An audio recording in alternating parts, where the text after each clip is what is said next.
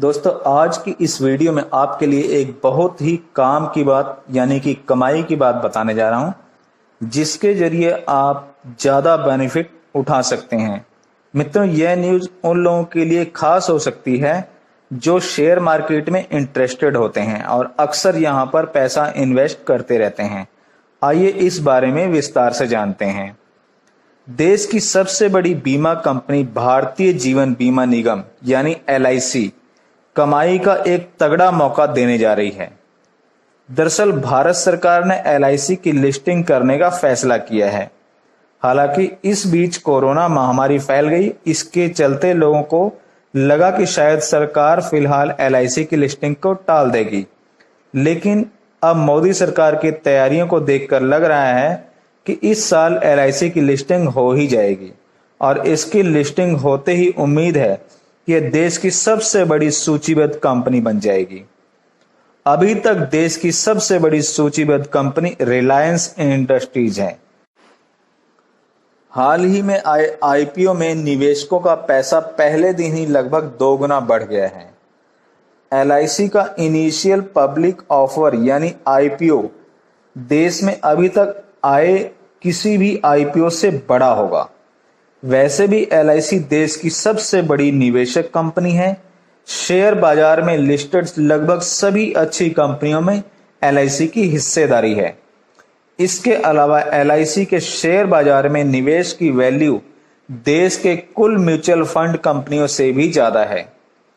देश में mutual fund की 45 कंपनियों की जितना एसेट मैनेजमेंट यानी AUM है, उससे ज्यादा LIC ने शेयर बाजार में निवेश कर रखा है।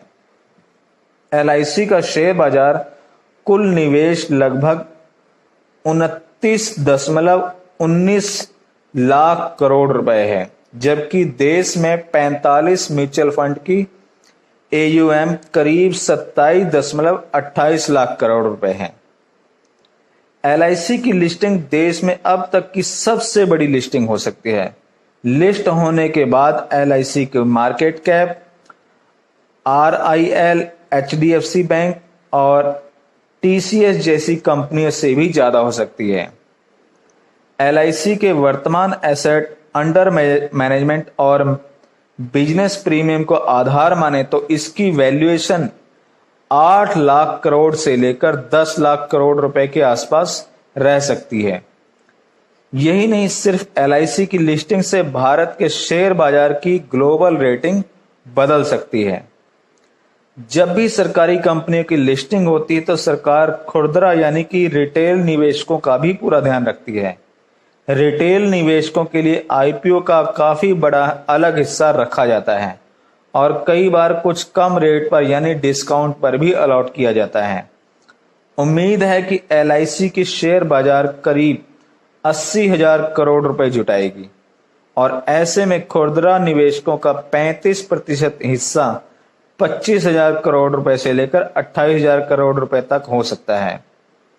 वित्तीय बाजार में जानकारों की राय है कि जब भी LIC का IPO आएगा तो करीब करीब 1 करोड़ नए डीमैट अकाउंट खोल सकते हैं। LIC की वार्षिक रिपोर्ट के अनुसार कैलेंडर वर्ष 2019 में कुल प्रीमियम के रूप में 3,79,400 करोड़ रुपए मिला था।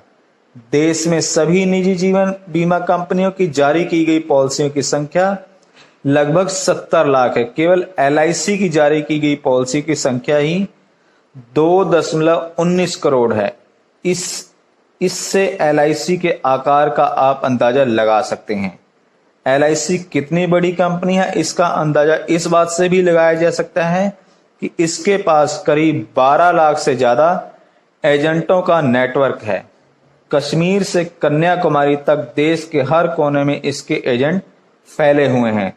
इन एजेंट की देखरेख करने के लिए LIC की देश में करीब 6500 शाखाएं हैं।